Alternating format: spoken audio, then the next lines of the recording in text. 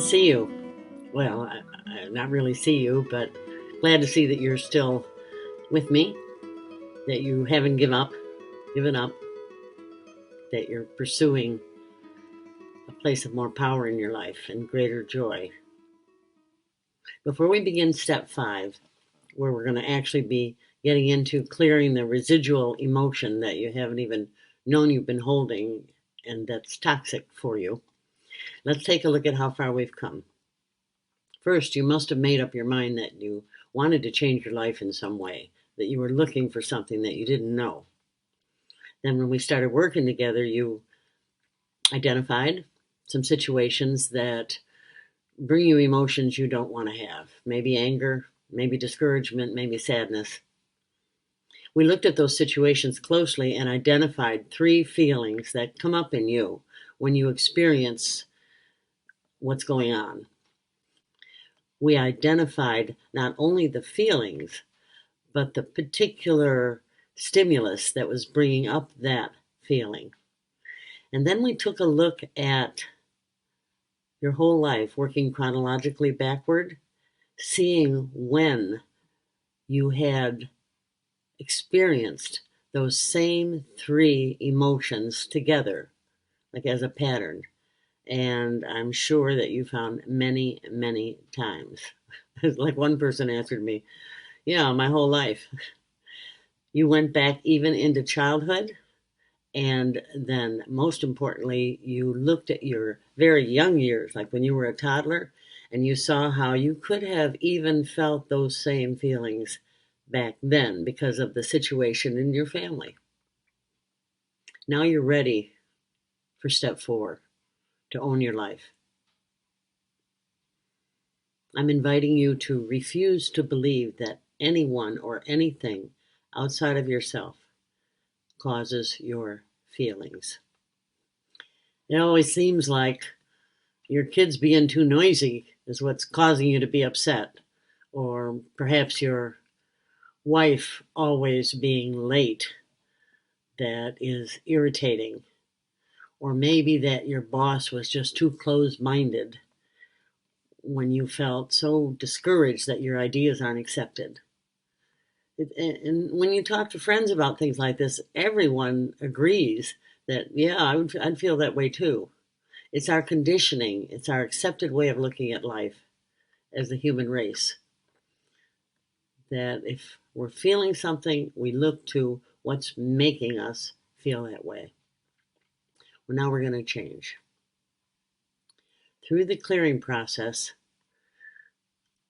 you're going to get that you are the source.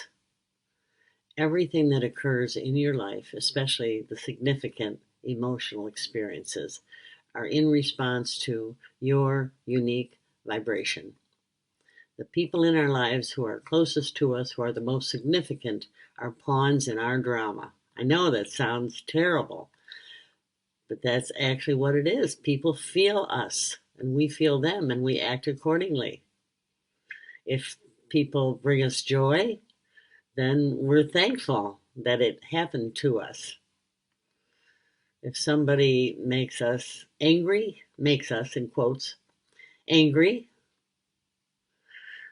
then what's happening is they're coming into our life to invite us to feel the repressed emotion that we haven't gotten in touch with. And when I say repressed, I mean completely unconscious. But that's what we're going to discover. I'll give you an example. One of my clients was a psychologist. And like me, when I was a counselor, I didn't realize what I was doing. I understood everything, but I didn't really understand how life works.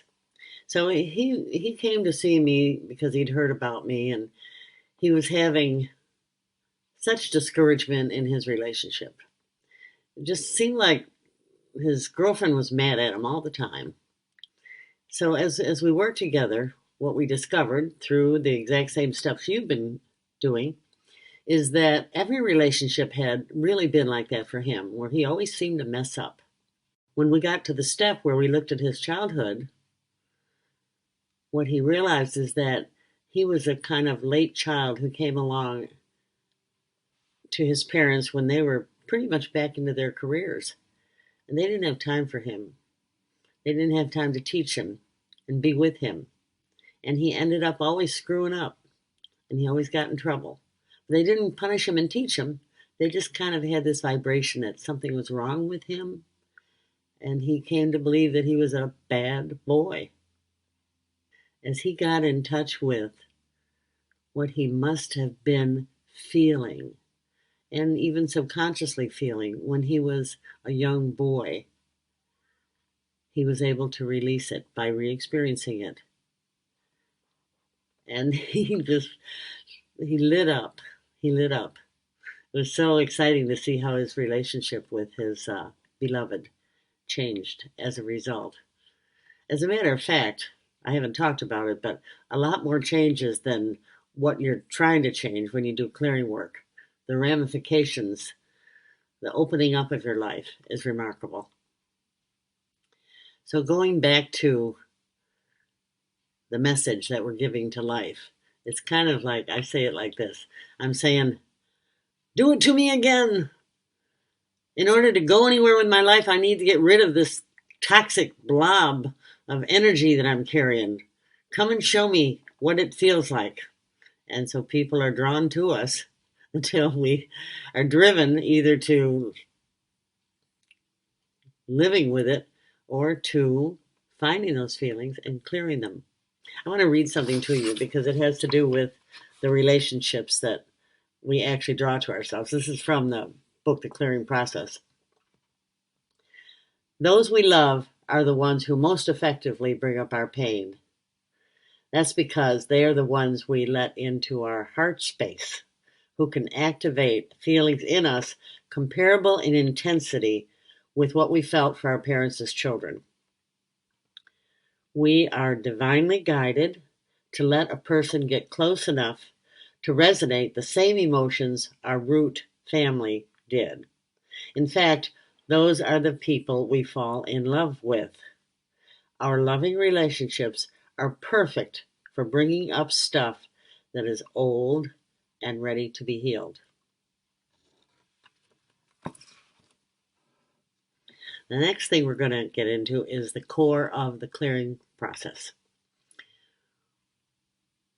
We'll take that unconscious emotion that you've been holding on to and dissolve it. You know, before you go on to the next step, you might want to solidify this awareness of the things I've been talking about today. In other words, you might want to own your life by taking a few days to be aware of whenever you're upset and starting to shift your thinking. When you start to blame someone, say to yourself inside, not out loud, say to your mind, back off. Thank you for sharing.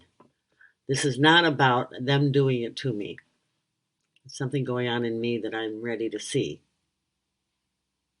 So what you'll be doing as you prepare for step 5 is learning not to blame the catalyst, owning whatever experience you're having. Start telling yourself, as soon as you can remember, there's something else going on here, and I'm going to find it. Let yourself be determined to do this work, to change your life, to feel the feelings. Feelings don't kill us, and I'll help you.